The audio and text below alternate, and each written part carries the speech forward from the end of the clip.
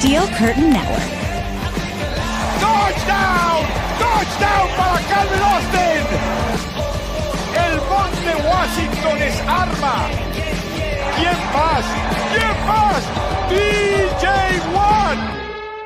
What is up, Steeler fans? Welcome to an early Steelers preview podcast. I'm Jeff Hartman, joined by Dave Schofield and Bryan Davis, or Bry, as he has on the screen right now.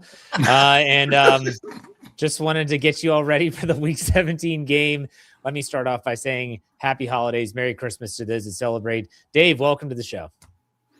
Hey, it's Christmas Eve. It's good to be here. It's early. We don't even have an injury report yet. It's early in the morning. It's early in the week, but I'm glad I get to spend some time with some good friends before I have to deal with the craziness of everything else. Got that. What's up, Bry? It is the most wonderful time of the year, and you know what?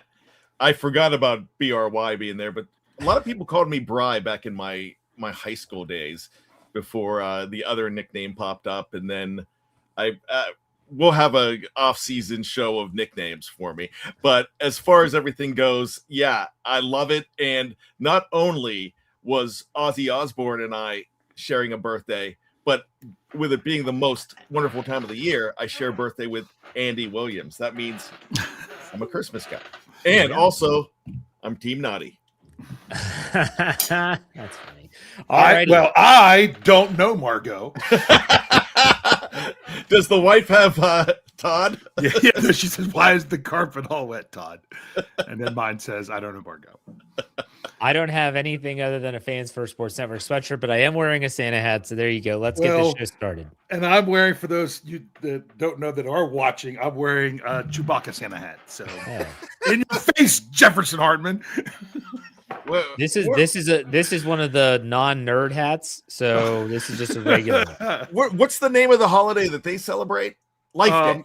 What's that? Life Day. Yeah. All right, if we haven't lost all the podcast listeners yet, let's continue with the show.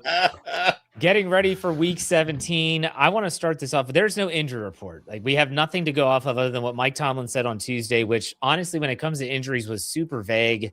And I have a couple questions that'll definitely lead us in that direction anyways. But let's start off with the news that DK Metcalf's 2-game suspension was upheld by the league. He's going to miss the rest of the regular season.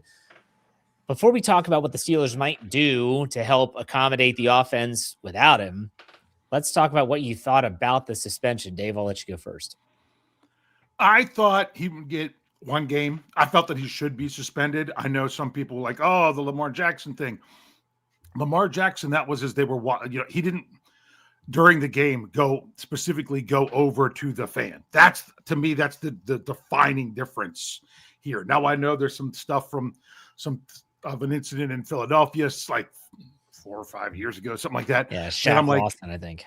I'm like that's a while ago, so I'm not worried about the time element is too much there. So I felt that a 1-game suspension was probably worthy. I was surprised it was 2, especially with everything going on. To me, I'm hoping that neither of these games matter in the long run for the Pittsburgh Steelers. That would be really nice. But to me, the bigger issue is him not being in the facility over that time, not that he's not playing in the game. Yeah. Okay. Bryan, what was your take? I want to address what Dave just said there. Nobody works out harder than DK Metcalf on his own time, so that doesn't. It's being with his teammates. That's the big thing. That doesn't worry me as much, though. But I get what you're saying. I'm mixed on the whole decision. Yes, he should have been suspended anytime. It was. I want to clear this up. It was not a punch. It was a swat. The guy that I'm not going to mention the guy's name. He doesn't need any publicity, but what a dirtbag. If you saw the other video with him ripping off his shirt and having blue hair underneath his blue wig and yelling out that was the goal. So apparently there's a lot of backstory behind this, but you still have to have at least a suspension because it's still egregious enough. If I'm still upset about the Lamar Jackson thing, I don't care how it happened. He swatted at a fan as well. He should have got one. Yeah, he should have. And if I was a fan of any other team, I would be screaming that this guy should have got a 1-game suspension. I didn't think 2, but as one of our podcasters here on the Slack channel, Philly G, said, hey, it might really only be a 1-game suspension because of the fact that they might be sitting him and a lot of starters on next week. Hopefully that it's wrapped up before then. Heck, you might not even need him to make the playoffs on Sunday if Green Bay takes care of business on Saturday. You never know. And that's a team, Baltimore, that I think they've folded up the tent. It really seems like it. But so, it's tough. But yeah, bottom line is you don't do that. You don't let a guy egg you on. The one thing I can't understand, and this is not so much from a Pittsburgh standpoint or something that I've heard in or on social media from Steelers media or fans even, it's more of a national narrative that, well, DK Metcalf is like a repeat offender.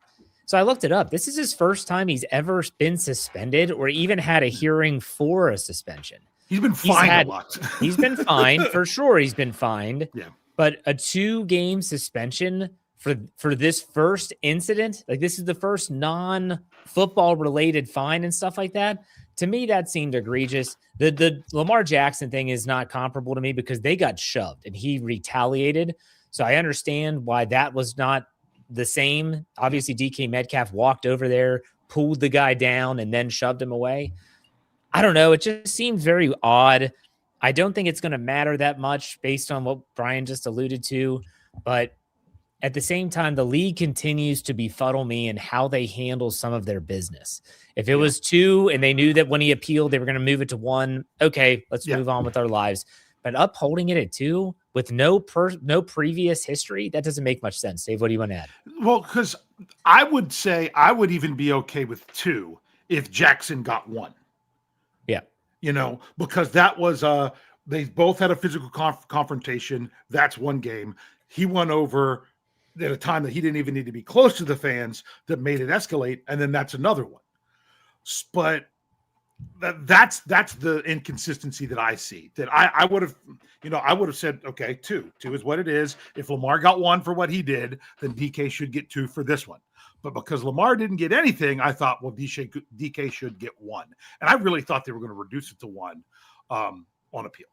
The most comparable is not Lamar. It's actually the one you brought up with, I think it was Buffalo Bills Shaq Lawson in Philly, where he and a group of the teammates went over and he shoved a fan. It was very much similar, and he wasn't suspended. He was just heavily fined. What year was that? I can't remember. I just saw it was a while. It was yeah. I will say this. I'm glad it wasn't Ron Artest of 2004. If you know. Malice in the Palace. That was absolutely crazy. And this reminds me of a situation that happened in the English Premier League with Isaac from Richmond and the press conference. Reminded me of Roy Kent. I was waiting for Mike Tomlin to tell a Roy Kent story. That's a Ted Lasso if you don't know. Yes. And I do. All right. I want to get the super chat up here. Claude Bishop gives us $2. Says, Merry Christmas, gentlemen. Claude, Merry Christmas to you as well. And to everyone that's watching, that's joining us on Christmas Eve at 10 a.m. Jeff, you're a diehard. Go ahead. I have a really important one too. Okay. And you'll understand why. Last night, after the Scobro show concluded, we had a super chat come through about 2 minutes after the show was over. Okay. And this was from David Poe. He said, Merry Christmas, bros. $49.99 in the tip jar. So I had to make sure I acknowledged that on our next show, since it happened after the show was over. So David, thank you very much for the Christmas bonus. Yeah, for sure. Thank you very much. We appreciate it. Stuff's not getting cheaper. We'll put it that way. So we appreciate all that. So, all right, let's transition now to, and this is a good segue from the topic of DK Metcalf suspension. Mike Tomlin was really pumping up Roman Wilson Tuesday, rightfully so. That's what a good leader does. He gets a player. He speaks to the player through the media, and Mike Tomlin does this maybe more than any other coach in the NFL, and he has for a very long time. But what do you think the Steelers are going to do to help the offense function without the attention that DK Metcalf might be getting on a play-to-play basis? Dave, what's your take? I think they're going to have to deploy things slightly different. Give Cleveland something that they might not think that they're going to see. I think you definitely need to spread the ball around more. But that's part of what I think Aaron Rodgers has been doing so well. And I think it's much more important to have Aaron Rodgers than it would be to have DK Metcalf. And you know what I'm saying? If you can get by without a DK Metcalf, and with Aaron Rodgers being the one who's getting the ball to DK Metcalf, that's the one that's a little bit more important. I think that the person that's going to be in the position and run the routes and take the shots that would have gone to DK Metcalf, I believe that will be MVS. And I think you alluded to that in the past weeks, Jeff, that you thought that he was more insurance for DK Metcalf. Well, guess what? Now you have it. If he can step up in that role and get some more targets and make some more catches and make some plays, then as long as the Steelers don't blow it and everything and they make it to the postseason, DK Metcalf comes back, you could have a stronger unit.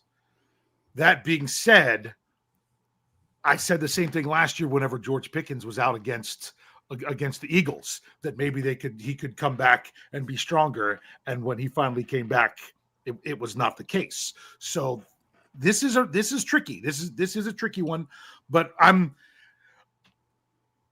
think you're going to see, Roman Wilson getting more snaps. I think you're going to see MVS getting more targets. And believe it or not, I think get the ball to Muth. I think that's when it's going to happen.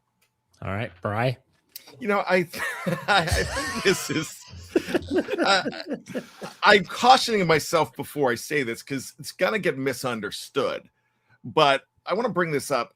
There's still different animals when you're talking about the situation with George Pickens coming back last year. He was late on Christmas Day. Not a good teammate. Now, I think DK Metcalf is a good teammate. Yes. Throw it in the live chat. Yeah, no, he's immature. He let his team down, blah, blah, blah, blah, blah. No, there's not the problems in the locker room with DK Metcalf from what's been reported. In fact, he's an integral part of the team, especially in a leadership role in that locker room. He does have impulse problems, and I get that. So, but what I'm saying is that I think he will come back strong. But to go ahead and take care of business while he's gone, Dave's right about MVS. Roman Wilson's going to get plenty of opportunities, though, in the MVS role, and the guy who sets all of this up is going to be Adam Thielen once again, and Scotty Miller as well. Those guys have came up big in that the third down situations that are actually big, but those small little chunks that move the chains, they're going to open up things for a guy like MVS even more, like opening up stuff for DK, opening up stuff for Roman Wilson as well. So here we go. I really think that you've got a situation here where you can go ahead. I don't want to say plug and play, but you've got the quarterback to make this work even more. I think that for me, and again, this is going to segue into talking about some injured players. A key here and what the Steelers do depends on the health of Calvin Austin III. Mm-hmm. He's dealing with a hamstring injury. Mike Tomlin, as of Tuesday, did not have any update for the media. He said he hadn't seen him yet in the facility. He has no idea what his limitations will be. Got to be honest, if you suffer a hamstring injury and are ruled out in the game, it's a good chance you're not playing the next week. It's just very rare unless it's a minor thing. So we'll see when we get our first injury report today, Wednesday. But at the same time, you do have to ask yourself, if he's not available, now you're down 2 wide receivers. So then what does that look like? I personally am expecting a lot of Kenneth Gainwell in the slot. I think that they'll utilize both running backs on the field at the same time. I think that it's smart. I think that you'll see Arthur Smith shifting Gainwell into the slot and moving him around the formation to get matchups, to draw the attention. The guy leads the team in receptions. I still can't believe that. And so it's a situation where I think Kenneth Gainwell is a player that they could definitely lean on for sure, especially if Calvin Austin's out, because like you said, I agree with Thielen. I think Pat Freiermuth, Jonnu Smith's going to get more reps. We'll see what they do. I don't know. Here's what's insane. If I were told you a month to 6 weeks ago that the Steelers were going to be without DK Metcalf and Calvin Austin, you would have been like, what are they doing? Yeah. And if I also told you that Roman Wilson would have been inactive for the last 2 games and those 2 guys were missing, you would have been like, whoa. Believe it or not, without Calvin Austin, if the Steelers, I mean, if you're going even 4, if you got to go 5, I guess you could put Denny Sco out there, even with the cast on his hand. But I mean, I don't even know that they have to, even with those 2 are down, is Roman Wilson active, you can be with 5. They've been going with 6. So to me, if you're talking about Adam Thielen, MVS, Roman Wilson, Scotty Miller against the Browns, now the Browns have a good defense, but the thing is, it's not like you have to be the most prolific offense in order to beat the Browns, if that makes any kind of sense. I'm just, even with those 4 receivers, outside of obviously not how Roman Wilson's been playing because he hasn't been active, Scotty Miller stepping up the way that he did last week, the other guys filling in, I feel like they're growing, and therefore this might not be, I might eat my words, but this might not be terrible, even if both of those guys are out. Brian, what's your final thoughts on that situation? Yeah, I'm not worried about it at all. As far as the injury situations, my big question is, how big is that facility? Because Mike Tomlin never sees anybody in the facility that's not on the squad. He always does that. Well, here's the thing. Yeah. He kind of admitted to it last week. I think he's right. He gets done that game, and he is all about breaking down and getting ready for the next opponent, where he is ultra focused. I don't know that people see him, and I don't even know that he leaves the facility. I think he's playing Halo. So playing Halo. So, but I mean that he's laser focused. He's singularly focused. The road is getting narrower. So therefore, I mean, you could be like, how do you not know? He's got other people to. I think Coach Tomlin has other people gathering the information for him, and he specifically doesn't want to talk to them before his press conference, so he doesn't have to answer the questions. Yeah. And I don't blame him. I really don't. All right, well, let's talk about some of the injured players that Tomlin did mention. Again, this is all coming from the Tuesday press conference. If you want to see it in written form, go to steelcurtainnetwork.com, find my injury article from Tuesday. It was around 12:30 p.m. Eastern time when it ran. It's still on the page. He mentioned a lot of names. So trending in the right direction, Nick Herbig should be returning this week. That's good. Jimmy Pierre, maybe getting him back on the practice field. Doesn't guarantee he's going to return, but he's missed the last 2 games with the calf. Getting him back in practice is a good first step. You're talking about unknowns that are Brandon Echols' groin and Calvin Austin's hamstring. You're talking about players like TJ Watt and Isaac Seumalo with no new updates. Isaac Seumalo is dealing with a triceps injury. TJ Watt, obviously, with his lung. It's definitely interesting. He also brought up Spencer Anderson and Jalen Warren. Didn't specify their injuries, but said they could be limited early in the week, but he's very optimistic they'll be able to go on Sunday. I just want to say this real quick before I throw it to you guys and let you guys give your thoughts. The whole TJ Watt thing is very odd, and it continues to remain odd. The fact that they asked him, is he going to come back to practice this week? What's he going to do? He says, I'm not a medical guy. I'm not a medical doctor. This is not a football injury. Therefore, I'm going to let him talk about it. I'm not buying that. You're a football coach. Find the medical guy and say, hey, when is he going to be able to practice? I definitely care about him as an individual and as a human being. Seems like he is well enough that it's not a life-threatening injury. We are paying him a lot of money. When is he going to be able to practice again? Now, maybe Tomlin has an agreement with TJ that hey, I'm going to let you address it, and that's fine. You respect the family. You respect the man. I get it. But ultimately, how do you not know that answer? And maybe he doesn't want to share it. That's fine. But it just leaves this question mark around the whole scenario and the whole situation. Who knows when TJ Watt, there's people saying he could return to practice this week. I don't know. Dave, what's your take on the injuries altogether? If you want to talk about TJ specifically, that's up to you. Okay, I'll go with TJ specifically first. And that is that I think Coach Tomlin actually said more than we've heard for a while. I mean, I listen to all these press conferences. I do the recaps, and that's why I say I have to have my Super Dave Tomlin Dakota ring. In order to, sometimes you have to look at what he says compared to how he addresses other things in order to get a little bit more information that's speculative, but additionally it is helpful.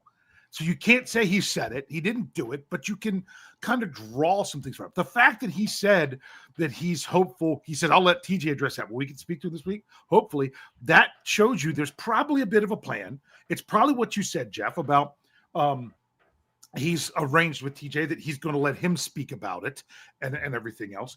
When it came to the whole medical experts versus injury, I completely get what's going on. Matt, when Ben Roethlisberger had his appendectomy, okay, that's not a football injury.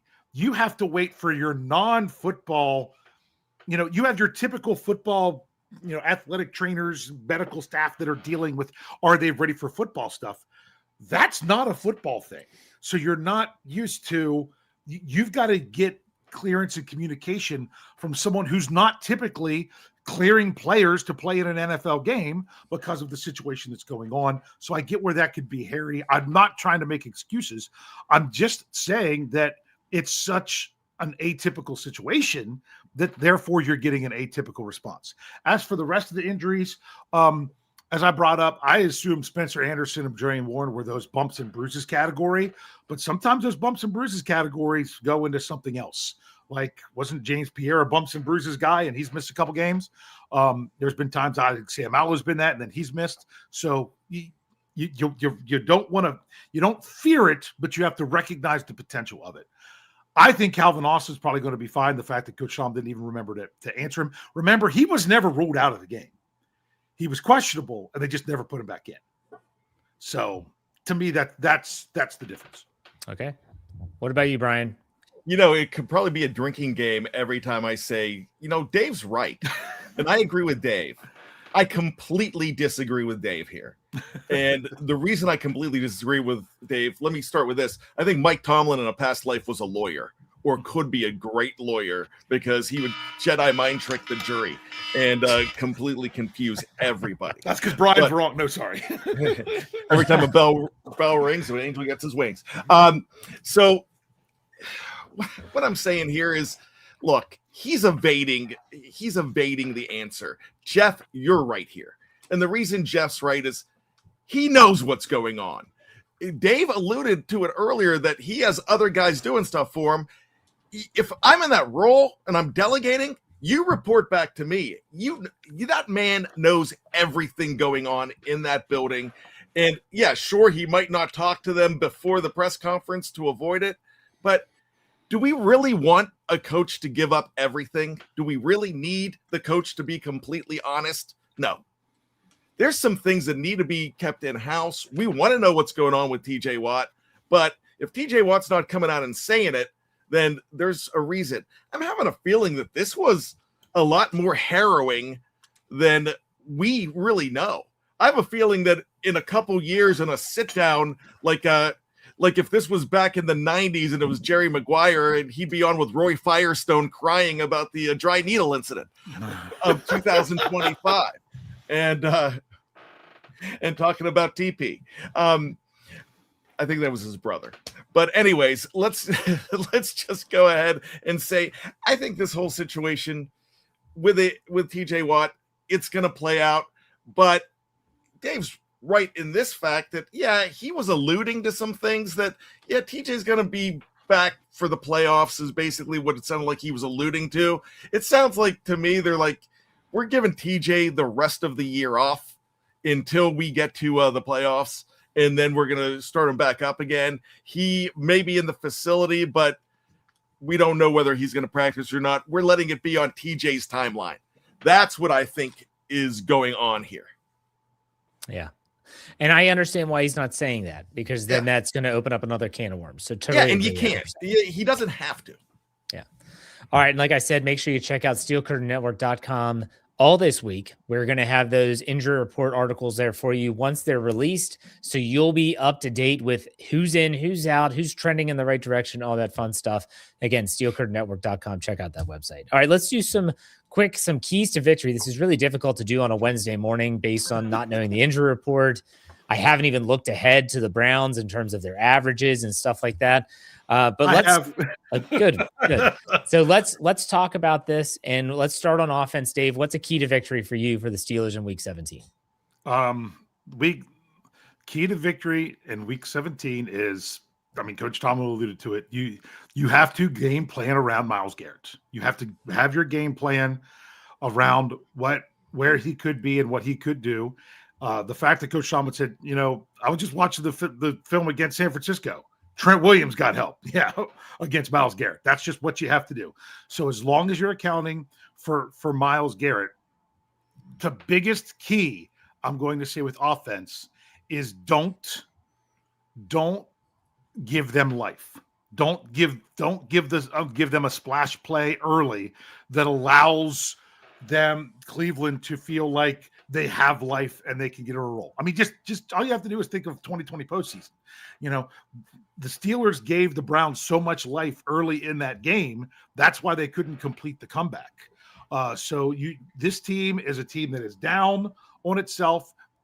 You've got to not give them life early. I mean, my goodness, if Myles Garrett ends up breaking the sack record, make it when the Steelers have a 10-point lead where it's not important, because if it happens early on, they're going to build on that. This is their Super Bowl. So you have to, you have to be a little bit more cognizant of, hey, we can't give them life, because really it should be about the defense stopping the Browns offense and keeping them off the scoreboard as much as possible. All right, Brian, what about you? Offensive key. I have reserved a long time ago that Myles Garrett is breaking the sack record, but let him have the record. Steelers take the win and go to the playoffs, and he can stay home in his front yard graveyard and count all the quarterbacks that he sacked. But as far as everything go, I think an offensive key would be hire Pittsburgh Dad as a special correspondent on the Browns sideline and needle Myles Garrett, and maybe we can go ahead and get him swatted at and get him out of the game where it's seen by officials. Now, you got to find a way to stop him. Hopefully, Spencer Anderson is back in that role as far as the bumps and bruises, and he's out there and playing. Andres Pete's playing well, but you've got to deploy some guys to help out and not whiff on a guy like Myles Garrett. Just don't let he's going to get his, but just don't let him kill you. I mean, let him get his celebration. There's going to be 2 Cleveland fans in the stand. They'll get beat up after the game for mouthing off drunk. I saw that happen once. A Cleveland fan just get completely pummeled because he was mouthing off. But I'm just saying that on offense, get that running game going again. I know it's a tough front. You've got like Tomlin alluded to the fact that they might have a defensive rookie of the year in there. I think he was talking about the kid from Michigan. I would assume. No, I think it was the linebacker, right? Schlesinger, the linebacker. Oh, Schlesinger. Yeah. Okay. Schlesinger, whatever. Okay, yeah. The kid from UCLA. Yeah, I mean, still, you can, if you're creative enough, and we saw a lot of creativity in the last couple of weeks, then I think you can get those things going. But also do what we talked about earlier, find opportunities for the other guys, and you're going to be in better shape, because really this is going to be a situation where they're not going to be doubling MVS. They're not going to be doing anything like that. But when a guy like that gets successful early and makes some catches, they might think differently, and it might leave some other guys open. I think Dave alluded to the fact that Freiermuth, I think Washington's big in this game as well. This is, to me, a TOP game. You want to dominate in time of possession. The Steelers have won the time of possession battle the last 2 weeks, Monday Night Football against the Miami Dolphins and obviously against the Lions last Sunday. They need to do it again. Run the football, use the quick action passing game that the Steelers have utilized a lot, and negate that pass rush. Don't give Myles Garrett a chance to get the sack record. And I agree with Dave. There would be nothing sweeter than if the Steelers were up 24-10 with 2 minutes left. The game is out of reach. Less than that, the Steelers are driving. He gets a sack, and yes, they celebrate, but it's like, yeah, but y'all lost, and the Steelers just punched their ticket to the playoffs. Maybe it already happens. I don't know. Maybe Aaron Rodgers does it, or Brett Favre style. He just falls down. Yeah, just kind of gives it to him. Or here you go. or because the game is out of hand, not for other reasons. I don't want to speak those into existence. It's against Mason Rudolph. That's something that was brought up on my behind enemy line segment with John Succi. And he asked, is Mason Rudolph on the team? I said, yes. He goes, oh, wouldn't that be something? I was like, yeah, I don't want to go down that road. So, but okay, let's go to defense now, Dave. What do you think? Defense, go after them. Just stay aggressive. Do what you've been doing. Coach Tomlin said it. You feel for Judkins being out for the season now. You can respect players that do a good job. I don't take any comfort in the fact that he's injured and not going to be out there. So bottom line is the defense's job is get off the field, and something that last week the Steelers did something that I think really helped a lot of Steelers Nation, and that is winning a game where they didn't win the turnover battle. So many times the narrative is, oh, they have to win the turnover battle in order to win the game. Oh, you're banking on takeaways that you can't always have. If that's the only way you're going to win. Well, it's funny because the Steelers didn't have any takeaways last week. What would the narrative go? Oh, well, if they don't get this crazy out of this world catch right before halftime, the Steelers don't win. There's always something that some people want to try to explain it away that it's not repeatable. But if you look at the Browns, they've turned the ball over multiple times recently. And I mean, when I say multiple times, I think we're looking at, I mean, it's been like 1, 2, 3. They've turned the ball over in 6 straight games. And out of those, only one game, they've turned it over multiple times a game in 5 straight games. So you've got to go after the football. You've got to make that hurt. But more importantly, just keep doing what you're doing. And don't make your offense have to put up crazy points because you're keeping the Browns like you did in the first matchup to single digits. All right, Brian. Yeah, I'm going to ask a question here first. Is Shedeur Sanders completely healthy? That's what I thought. And I just wanted to make sure because he did go out of last week's game. I know it was a finger. It was that's right. He did get that finger injury. Obviously we have no injury reports. So I have no way of knowing. But I think he's ready to go because he came back in. So what I'm looking at here is just don't let him get his aha game. Don't let him get hot. Just befuddle him early and cover Harold Fannin Jr. well.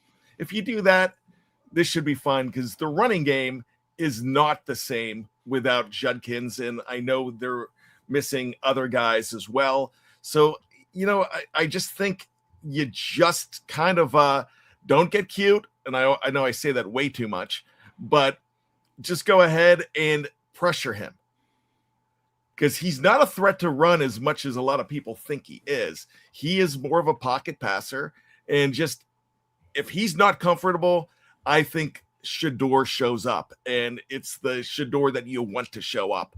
The guy who got just dominated in college play. The Browns, you brought up Shedeur rushing, and I think that's important because when you look at just the last game, Shedeur Sanders led the Browns in rushing against the Bills. Now the Bills don't have a good rush defense unless they're playing the Steelers, and so the last week. The Browns rushed for 160 yards against the Bills. Shedeur led the way with 49. So he was running a little bit, sometimes out of necessity. I don't think they're doing design runs for him. I would say spy him. You don't want to let him move the chains. If it's Peyton Wilson, if it's I think Patrick Queen would be able to match up in that role as well. So I think that definitely you want to make sure that Shedeur Sanders, you want to confuse the young man. Give him looks he's never seen before. They did that against Detroit, worked for the first 3 quarters. 4th quarter, Jared Goff started to figure out he is not Jared Goff. He doesn't have that experience. He doesn't have the pedigree of playing in big games. So let's see what the defense can do, create some turnovers. All right. With all that out of the way, we're going to take a quick break. For watching live, we're not going anywhere. If you're on the audio side, we'll be right back after this break to talk over-under, predictions, and more. Stay tuned.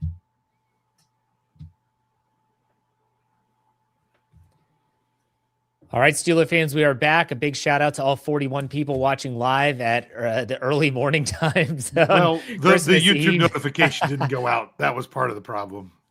didn't go out, really. No, there was a Let's Ride one that showed up right before we went live, and I don't know if that glitched the system or whatever, but we're up to 43, baby. Yeah. Oh, baby. Watch out. Here we go. Tell your friends. Okay. Over or under. Dave, why don't you go ahead and let us know what the updated numbers are? The updated numbers. All right. So last week was the best part of last week was we all ended up winning, getting both points for the team winning and the over under. I didn't pick the Steelers to win. I picked them to cover, which of course they did. And you guys picked the win outright, and we all took the over, which at halftime looked like there was no chance. And then through three quarters looked like there was no chance when there was a total of 22 points, and then it ends up hitting the over, but not by that much. But when it came to the other ones, Jeff, you tried to make up ground. You got 3, and you made and you kept pace with Brian, who had 3, but I got 5 out of the 6 last week. Nice. So that puts Jeff, you're still in the lead for picking the games. You've got 17, Brian's got 16, I got 12. But when it comes to the over/under stuff, Jeff's got 39, Brian's got 52, and I've got 54. All right, I want to get the super chat here. Steeler fan 69 gives us $5 and says, "Dave Friendly, Merry Christmas." I'm not. Sorry, that's okay. Fair enough. Thank you for the tip, Steeler fan 69. I'm not sure if that is blocked out stuff, how to find that. But anyways, let's go.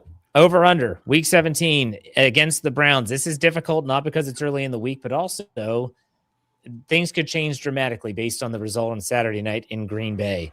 But let's go with Steelers team rushing yards. They rushed for over 230 yards last week. I don't think that's the average. It's not the average. Let's go with the Steelers team rushing yards, 115.5, 115.5. Brian, over under. I'm going to say over. That's okay. If that's half of what they got last week, I think they're fine. All right. Dave? Hold on. I haven't even written this down. You said 115.5. I still needed to get everything a little bit more set up here. Brian took the over. What I wanted to look at was, I know the rushing defense hasn't been doing that great for the Browns. They gave up, 160 to the Bills, over 120, over 140 to the Bears, over 180 to the Titans. So at 115, I'm also taking the over. I was going to go over as well. I think they have to go over. If you don't want to chuck the ball around a bunch in that weather and that stadium. All right, let's go to the next. The Steelers sack. So this is the defense. The defense sacking Shedeur Sanders or any Browns quarterback, depending on how that goes. I've got the line at 3.5. Brian, over under. You know what? I'm actually going to go against the grain of what I usually do here. I'm going to say that they get the over with the way that Highsmith was just plowing people over and the way he was getting back there. And I think Sawyer's going to get one. I think Herbig, if he's back in, he's good for 1.5 to 2. I think this is a week. I know it's not a bad offensive line. I can just see the Steelers going ahead and getting back there and getting sacks. Dave? I'm taking the under. The only team that has gone over 3 sacks against Shedeur since when he's played was Chicago. They had 5, but I mean, everyone else is getting 2 or 3. So I'm thinking 2 or 3 is safe. So I'm gonna live in my fears. I'm gonna go under. I'm going to go over. The Browns offensive line is really beat up. And the Steelers defensive front, I would love to see Cam Hayward get maybe a sack and a half or 2. That would be awesome. I'm going to go over. I think they get to Shedeur more than we might think. All right, the next one is simple. This Pittsburgh Steelers turnovers, how many times they turn over the football. In the last 3 games, they've only turned it over once, I believe, in this 3-game winning streak, and that was the fumble by Darnell Washington on Sunday. I've got the line at 0.5. So either they do or they don't. Brian, over, under.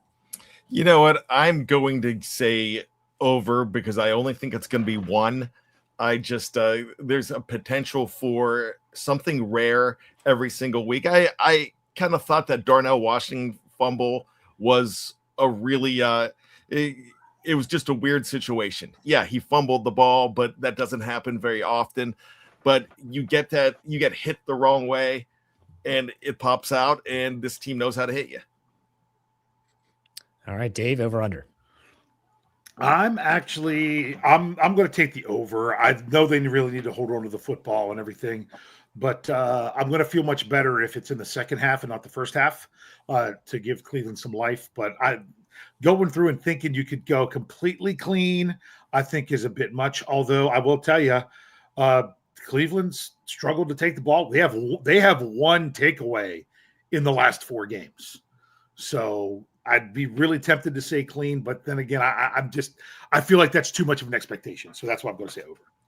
I mean, in the last 3 games, they've only turned it over 1 time. I'm going to take the under. I think they keep it clean. I think this is kind of the method or the equation for success. Now let's go to the Steelers takeaways, defensive takeaways. They did not have one against the Lions on Sunday, but I've got the line at 1.5, Brian, over under. I'm going to go ahead and take the under on this one. I think they're going to go ahead and get 1, but I'm not going to go ahead and be as wishful thinking as I was with the last one. All right, Dave. Over. As I said, over the last 5 games, the Browns have had double-digit turnovers. I'm going to go over as well. I was thinking 2 there. Yeah. So that's still the over. So I'm going to take the over. All right, let's go Cleveland Browns rushing yards. Okay, so keep all that in mind. I already talked about last week, and they rushed for, I think, 160 is what I said against Buffalo. I've got the line at 105.5. 105.5 for Browns team rushing yards. That includes anyone that's carrying the football. Brian, what do you think? I don't know who's rushing the football besides Shedeur Sanders right now. So I'm going to go ahead and say, I'm going to say under. I mean, they held Gibbs into check. They held Montgomery into check. They'll hold them into check. Dave? I'm going under as well because, 105.5 to me, have the Steelers at times, now granted this was without Derek Hartman, given up some rushing yards to like Chase Brown before he really got going, who has been doing, my goodness, he's the one who put me in the top 3 in FanDuel last week, in case you guys weren't paying attention to that, because he did well. But that's when the Steelers are actually paying attention to worrying more about a more dynamic passer. I don't think the Steelers are worried about the dynamic passing of Shedeur Sanders, and the Browns aren't even averaging 100 yards rushing on the season. So for that reason, I think the Steelers, you could have probably said 75 and I probably would have taken the under. Wow. I'm going to go under as well. Let's go to the last one. Chris Boswell field goals.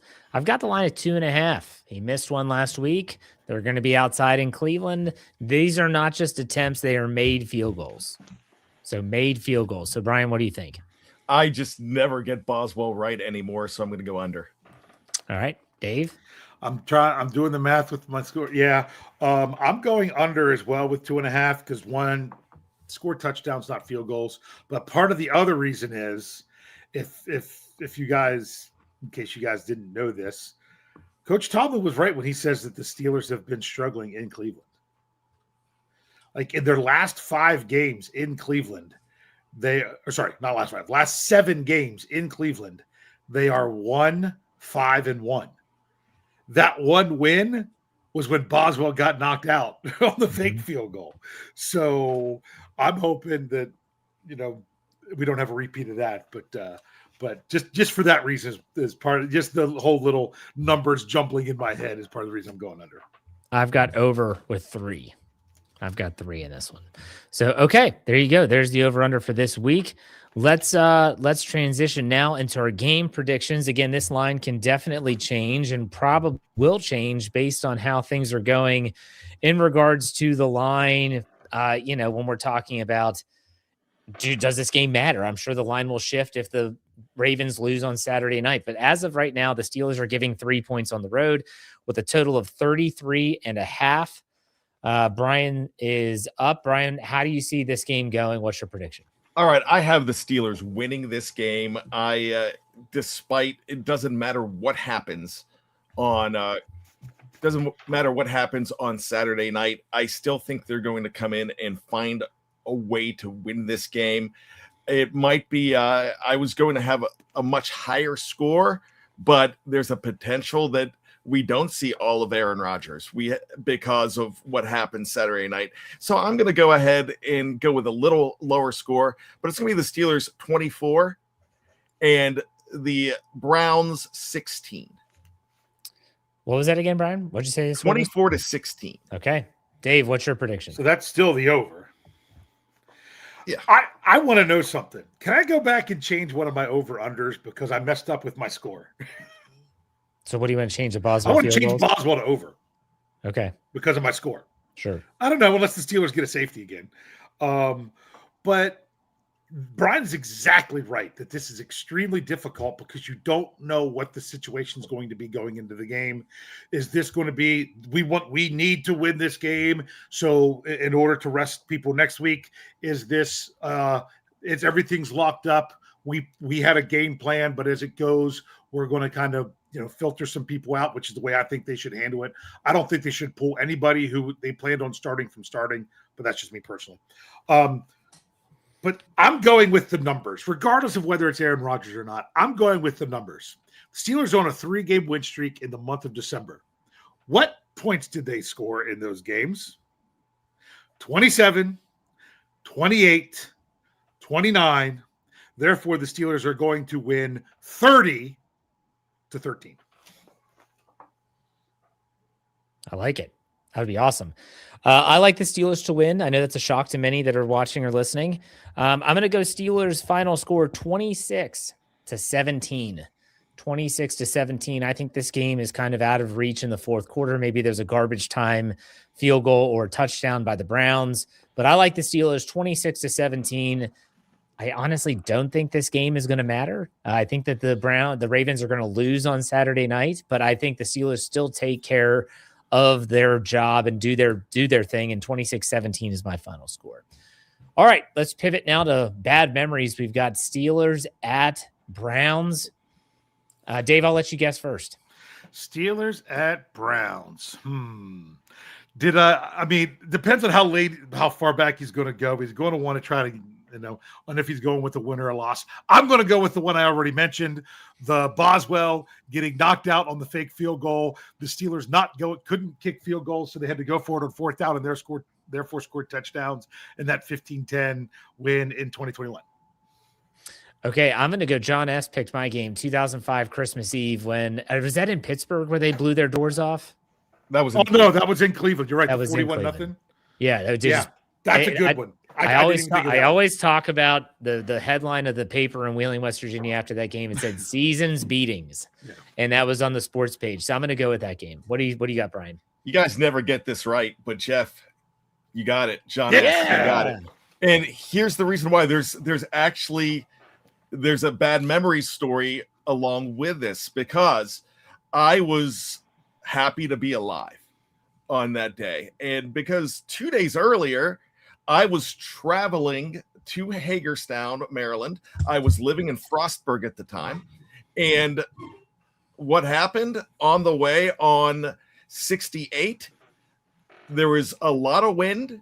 I lost control of my very boxy Ford Escape, and I went into a bank, and then I rolled it.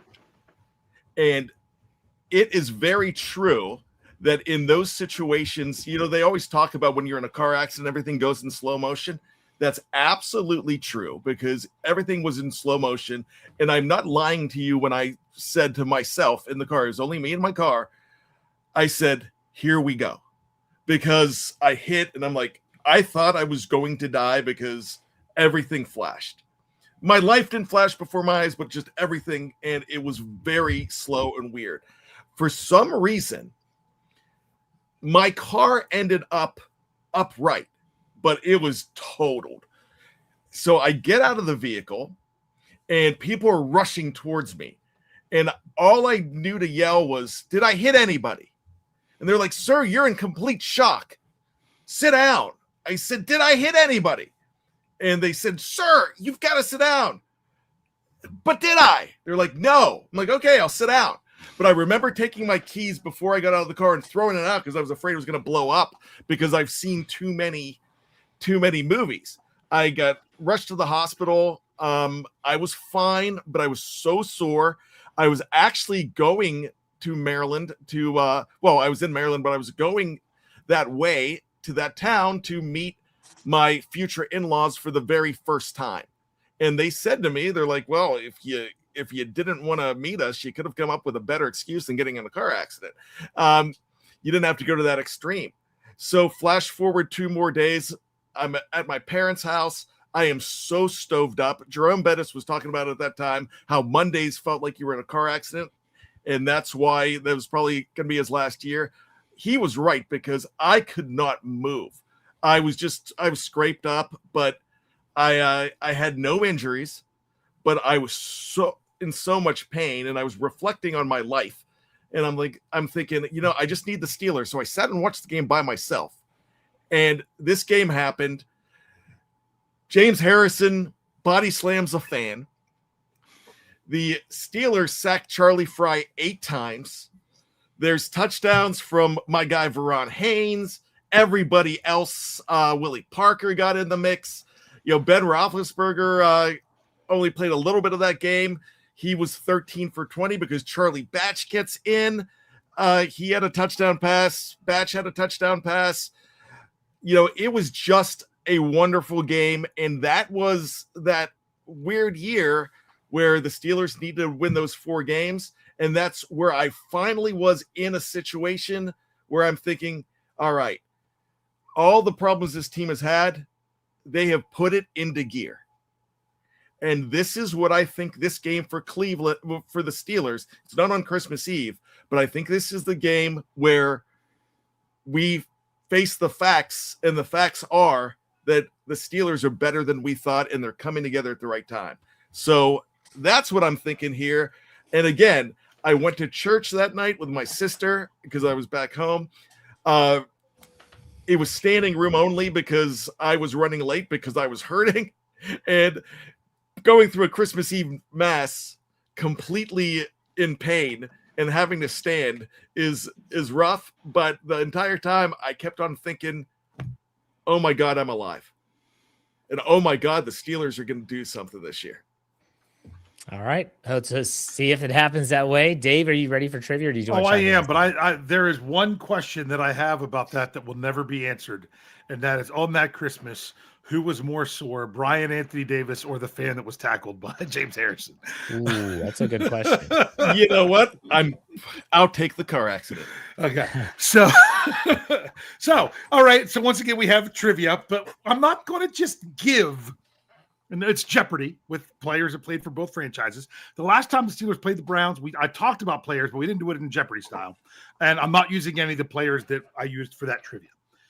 But in order to figure out who goes first, I'm not just giving it to Brian because he won last week, because Jeff had 3 in a row.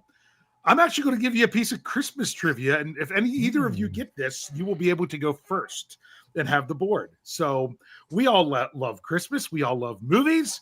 Let's talk about one of the greatest. I will say this is my father's favorite movie. Not favorite Christmas movie, favorite movie. Question about It's a Wonderful Life, which Jeff, his wife, would argue it's not a Christmas movie. It's a movie that takes place at Christmas, which, you could get into that all you want. But, that's George Bailey and Bedford Falls and all these wonderful things. My question is, the villain in that story is one Mr. Potter, who we know was played by Lionel Barrymore, grandfather of Drew Barrymore. What is Mr. Potter's first name? Ooh. I haven't watched this movie in a couple of years. I don't know. I watched it at the theater a couple weeks ago. I'm gonna go with Charles, but I don't know. Mm-hmm. I have no idea. Here we go. We've got it in the live chat. People have it. The first one I saw was from Hot Wangs, said Harry F. Potter. So there's correct. 2 Harrys in that movie? Yeah. His brother's Harry. Yeah. Yeah. Yep. So I was going to say Sherman T. Yeah, sure. I was going to say that before. I was like, and the answer is not Sherman T, Brian. You need more swoop in the T. Sorry. So since no one got it, Brian, the board is yours. All right, let's go ahead, and we're still doing Jeopardy. So it's still Jeopardy. Yep. Let's go 200. 200. All right. This first-round draft pick of the Cleveland Browns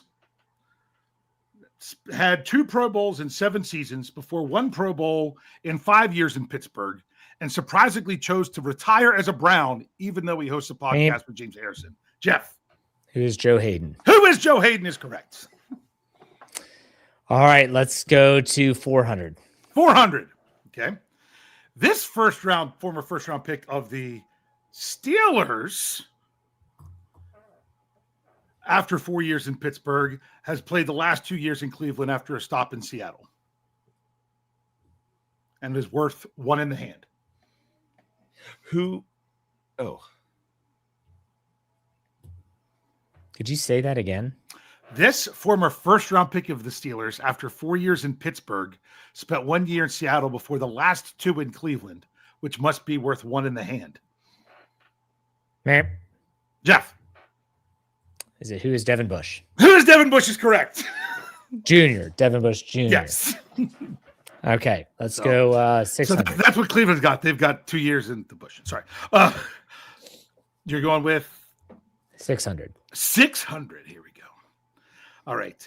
This former Cleveland Browns third-round draft pick made his 4 years in Cleveland his first stop of the 3 out of 4 of the AFC North after a year in Cincinnati, 3 in Pittsburgh, and due to suspension, a half a season in Buffalo.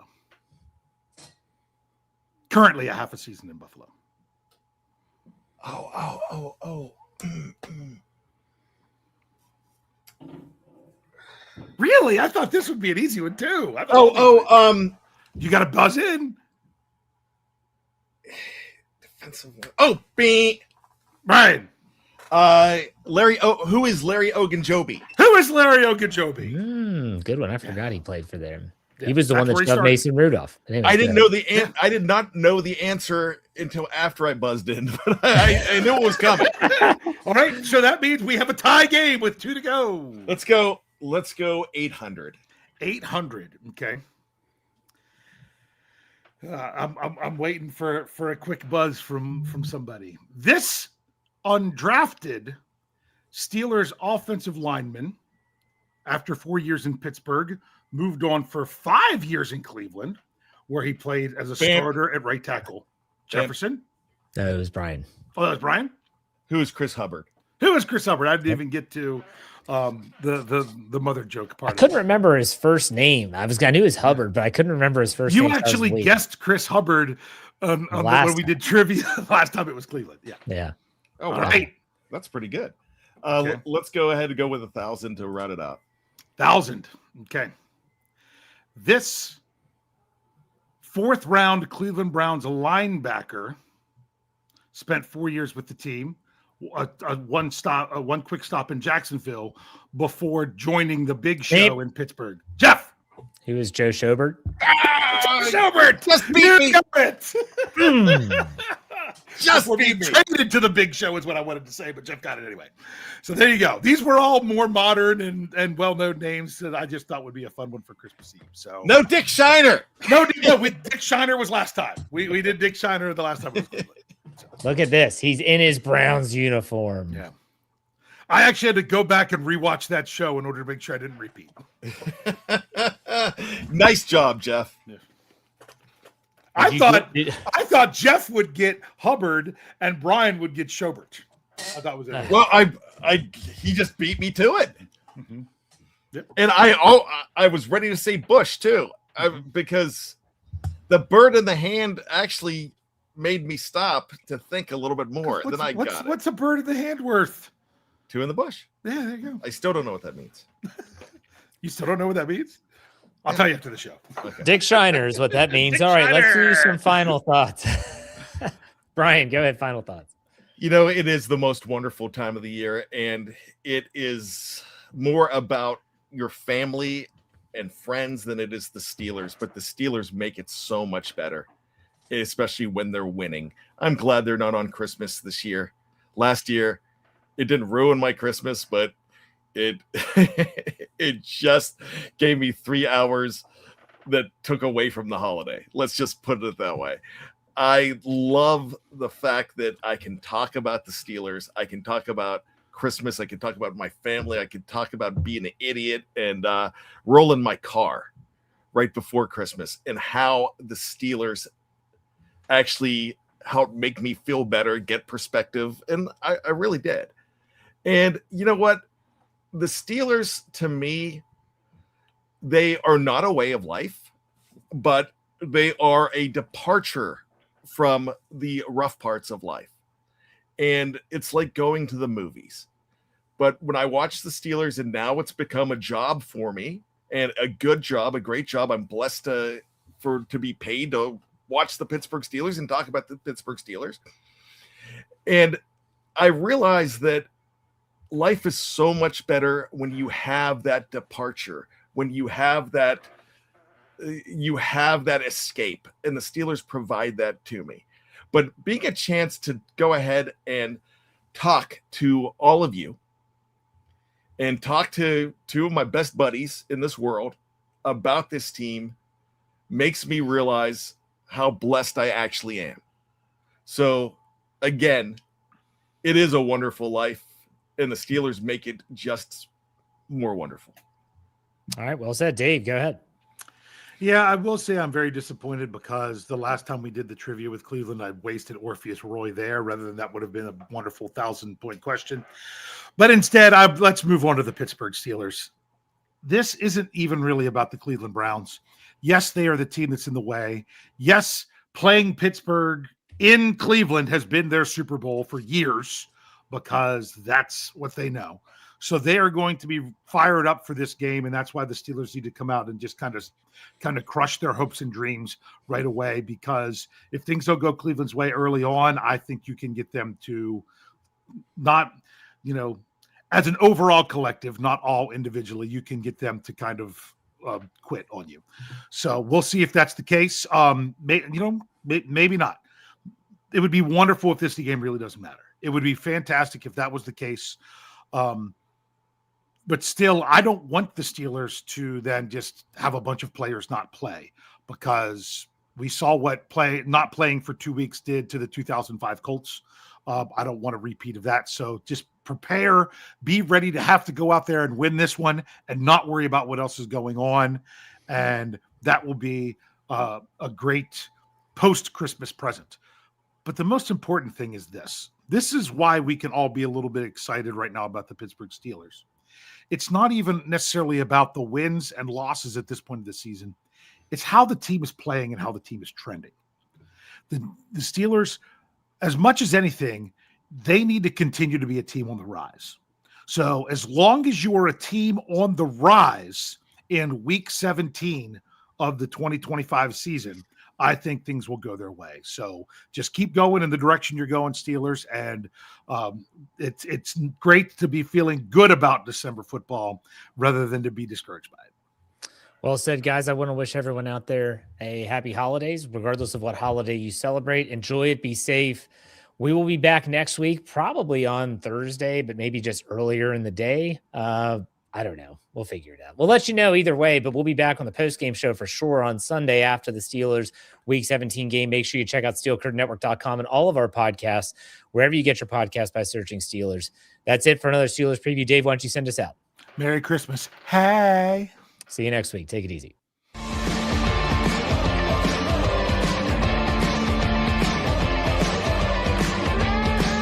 Steel Curtain Network. Get it. Everybody else gets a little tight.